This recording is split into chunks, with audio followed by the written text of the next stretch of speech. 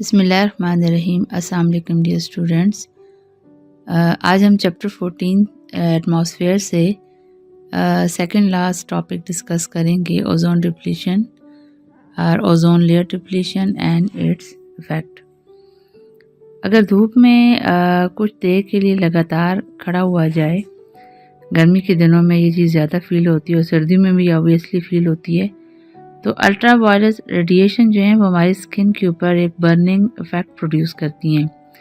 ये ultraviolet radiation जो है ये 3 टाइप की होती हैं: ultraviolet A, ultraviolet B and ultraviolet C radiation. 97 to 99% ये जो रेडिएशंस होती हैं ये हम तक पहुंचने से रोकने के लिए कुदरत ने एक प्रोटेक्टिव लेयर पैदा की है जो which act as a protective sheet. It is known as ozone. Ozone जो है ये बेसिकली एटमॉस्फेयर की जो 4 हमारे पास लेयर्स हैं, stratosphere, troposphere, stratosphere, mesosphere, thermosphere and exosphere. इसमें ये स्ट्रेटोस्फेयर सेकंड लेयर में पाई जाती है, उसको ओजोनोस्फेयर भी कहा जाता है। ओजोन जो है वो ज़मीन से अब ऊपर की तरफ सेकंड लेयर में पाई जाती है। ओजोन के मालिक्यूल जो होता है वो 3 ऑक्सीजन के एटम से मिलकर बना हुआ होता है। इसका केमिकल फार्मूला O3 होता है। अब अगर देखा जाए तो साइंटिस्ट का एस्टिमेशन और एक्सपेरिमेंटल जो रिसर्च है वो हमें ये बताती है कि effect of the human activities on the environment, इसके नतीजे में ओजोन की डिप्लीशन ज़्यादा हो रही है। ओजोन जो है उसमें जो सुराख हो जाता है, जिसको होल इन द ओजोन कहते हैं, उसका कभी भी ये मतलब नहीं होगा कि जी उस जगह कोई सुराख है, बल्कि ओजोन डिप्लीशन का मतलब ये होता है कि वो जो लेयर कुदरत ने पैदा की है उसकी थिकनेस में कमी हो जाती है। ओजोन मालिक्यूल जो होता है इसके अंदर 3 ऑक्सीजन के मालिक्यूल होते हैं, जैसे स्टार्ट में मैंने बताया। और ये जो स्ट्रेटोस्फेयर का रीजन है, it is positive lapse rate, कि यहाँ पे टेम्परेचर जो है वो काफ़ी हायर होता है और इस एरिया में ऑक्सीजन का जो मालिक्यूल है, अब चूँकि स्ट्रेटोस्फेयर में ओजोन पाई जाती है, ओजोन का बेसिक मकसद क्या होता है कि ये ultraviolet radiation A, B and C radiations को रोकती है। ठीक है, तो उस एरिया में स्ट्रेटोस्फेयर में जब टेम्परेचर बहुत हाई हो जाएगा, उसके नतीजे में जो नॉर्मल ऑक्सीजन का मालिक्यूल होता है O2, वो ब्रेक हो जाता है 2 ऑक्सीजन के एटम्स में, और हर एक ऑक्सीजन का एटम दोबारा किसी और ऑक्सीजन के मालिक्यूल के साथ जब कंबाइन होता है तो हमारे पास ओजोन का मालिक्यूल O3 बनता है और ये सिलसिला जारी रहता है। ये जो ओजोन होती है ये भी हाईली पॉइजनस गैस होती है।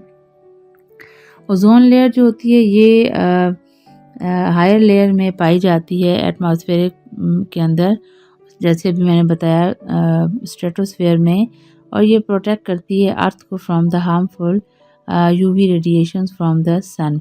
यूवी रेडिएशन जो हैं ये स्किन कैंसर भी कॉज करती हैं ह्यूमंस में, और ये और भी कुछ सीरियस किस्म के फैक्ट्स हैं इसके जो हम नेक्स्ट आगे डिस्कस करेंगे। ओजोन बेसिकली ये डैमेज होती है। अब वो क्या केमिकल है, वो क्या चीज़ें हैं जिनकी वजह से ओजोन जो है इसके अंदर चेंज आ जाता है, ये डैमेज हो जाती है और हम कहते हैं ओजोन डिप्लीट होगी, ओजोन लेयर डिप्लीशन होगी, इसकी कंसंट्रेशन में कमी होगी। तो उसकी वजह क्या होती है, जो ओजोन के मालिक्यूल हो जाते हैं, मालिक्यूल वो टूट के नॉर्मल ऑक्सीजन के मालिक्यूल में कन्वर्ट हो जाते हैं। और बेसिकली ये काम कौन करता है एक्चुअली इस लेयर में जाके CFCs, क्लोरोफ्लोरोकार्बन्स। क्लोरोफ्लोरोकार्बन बेसिकली ये ऐसे केमिकल हैं, ये हाइड्रोकार्बन्स और उसके डेरिवेटिव्स होते हैं, और ये यूज़ होते हैं for the cooling effect in the refrigerators और फायर एक्सटिंग्विशर्स में भी इसको यूज़ किया जाता है, और इसके अलावा एयर कंडीशन के अंदर भी ये इस्तेमाल होता है। तो so the use of the chlorofluorocarbon is now being reduced to protect the ozone layer. अब इस चीज़ की पॉसिबिलिटी, इस चीज़ की कोशिश की गई है कि ओजोन लेयर को डिप्लीशन से बचाया जाए। UNO जो है उसके according international day of the ozone layer depletion जो है वो मनाया जाता है on every year every year on 16 September. Basically आप ओजोन की डिप्लीशन का प्रोसेस समझते हैं। ये हमारे पास क्लोरोफ्लोरो एक कार्बन का मालिक्यूल है। इसमें आपको ग्रीन कलर में 2 क्लोरीन नज़र आ रहे हैं और पर्पल कलर में आपको 2 फ्लोरीन नज़र आ रहे हैं और मिड में आपको एक कार्बन का एटम नज़र आ रहा है। कार्बन ने अपनी वैलेंसी को सेटिस्फाइड किया है, 4 बॉन्ड ये बनाता है, तो 2 साइड से ये क्लोरीन से अटैच हो गया, 2 साइड से ये फ्लोरीन से अटैच हो गया। अब ये जो येलो कलर का एरो नज़र आ रहा है, ये अल्ट्रा वायलेट रेडिएशन जो हैं, जब ये CFCs ये एक्सपोज होते हैं, वो अभी जो मैंने कहा कि रेफ्रिजरेटर में इस्तेमाल होते हैं, एयर कंडीशन में इस्तेमाल होते हैं, एरोसोल स्प्रेज में इस्तेमाल होते हैं, तो जब ये फ़ज़ा में एस्केप हो जाता है, तो ये जब एक्सपोज होता है अल्ट्रावायलेट रेडिएशन के सामने, तो नतीजे के तौर पर जो ओजोन का मालिक्यूल है वो डिप्लीट होना शुरू हो जाता है। अब ये होता कैसे है, यहाँ आप देख सकते हैं कि अल्ट्रावायलेट रेडिएशन ने क्लोरोफ्लोरोकार्बन में से क्लोरीन को अलग कर लिया और chlorine it is highly reactive, it is also known as a chloride free radical. ये ओजोन के मालिक्यूल O3 को क्या करेगा, अटैक करेगा और क्लोरो मोनो ऑक्साइड बनेगा, जो कि अब ये मोनो ऑक्साइड, ये एक ऑक्सीजन इस क्लोरीन को कहाँ से मिल गया, इसने O3 को ब्रेक किया, एक ऑक्सीजन कंबाइन हो गया जो कि हाईली रिएक्टिव है क्लोरीन फ्री रेडिकल्स के साथ, और बाकी एक मॉलिक्यूल बन गया नॉर्मल ऑक्सीजन का। ये सिलसिला जारी रहता है और 1982 में नासा ने, जो कि इंटरनेशनल रिसर्च स्पेस सेंटर भी है, इनका ये कहना था कि ओजोन की लेयर में जो है कंसंट्रेशन में कमी वाक़या हुई है, उसके नतीजे में जो है वो ग्लोबल वार्मिंग में इजाफा हुआ और उसी के नतीजे में उस साल दुनिया में कैंसर की तादाद सबसे ज़्यादा होगी। कैंसर केसेस जो हैं वो साउथ एंड जो है south America and western America में ये केसेस ज़्यादा देखे गए, क्योंकि ओजोन डिप्लीशन, इसकी कंसंट्रेशन में कमी जो देखी कि वो नियर टू द एंटार्क्टिका थी। बाद के वक्तों में एक कानून पास किया गया, एक लॉ को जो है वो अप्रूव किया गया for the prevention of the ozone, actually the prevention of the earth from the ultraviolet radiation. तो ऐसे तमाम केमिकल्स को बैन किया गया जिनके अंदर CFCs पाए जाते हैं। और ऐसे ऑटोमोबाइल में बेसिकली जो फॉसिल फ्यूल बर्न होता है उसमें नाइट्रोजन का ऑक्साइड, ये भी ओजोन डिप्लीशन का ज़रिया बनता है। और रेफ्रिजरेटर के अंदर, एयर कंडीशन के अंदर CFCs के इस्तेमाल की जगह मतलब hydro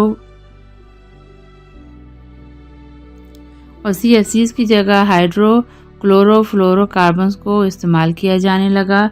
more oxygen will be produce, इसके लिए ये सजेशन दी गई कि more trees will be planted, और ओजोन को जो है वो डिप्लीशन से बचाने के मेजर्स वर्ल्ड वाइड किए गए। अब बेसिक जो रीज़न होती है वो रेफ्रिजरेटर से अपलोड होने वाले क्लोरोफ्लोरोकार्बन्स की वजह से प्रोड्यूस हो रही थी। इसके अलावा जो एयरलाइंस हैं उसमें जो फॉसिल फ्यूल यूज़ होता है उसमें लाजमी तौर पर नाइट्रोजन के डाइऑक्साइड प्रोड्यूस होते हैं। और ओजोन का जो होल है वो बेसिकली कंसंट्रेशन है ओजोन की, अगर आप इसको बाकी एरिया से भी देखें कि ओजोन की कंसंट्रेशन है जो कि एक साइड से कम हो गई है। तो ये कम होने का मतलब क्या है कि ओजोन के मॉलिक्यूल ब्रेक हो रहे हैं, किसमें, एटॉमिक ऑक्सीजन में और मॉलिक्यूलर ऑक्सीजन में। एटॉमिक ऑक्सीजन जो है वो जब O3 टूटता है तो एटॉमिक ऑक्सीजन किसकी वजह से टूटता है, ये ऑक्सीजन ओजोन का मॉलिक्यूल ये क्लोरीन फ्री रेडिकल की वजह से टूटता है और नतीजे के तौर पर क्लोरीन और क्लोरो मोनोऑक्साइड बनता है। तो इसको ओजोन डिप्लीशन कहा गया और इसकी मेजरमेंट अगर की गई, जो एक एस्टिमेशन था कि 27 मिलियन स्क्वायर किलोमीटर जो है इसका जो है कंसंट्रेशन में कमी देखी गई, जिसको ओजोन डिप्लीशन कहा गया। CFCs को बैन किया गया, ऐसे एरोसोल्स को बैन किया गया कि जो CFCs प्रोड्यूस करते हैं। और ऑटोमोबाइल में नाइट्रोजन डाइऑक्साइड्स की रिलीज़ को कंट्रोल करने की कोशिश की गई। नेक्स्ट अब हम डिस्कस करेंगे कि क्या वजूहात हैं और इफ़ेक्ट्स हैं ओजोन लेयर डिप्लीशन के जो कि ट्रूली डेंजरस हैं।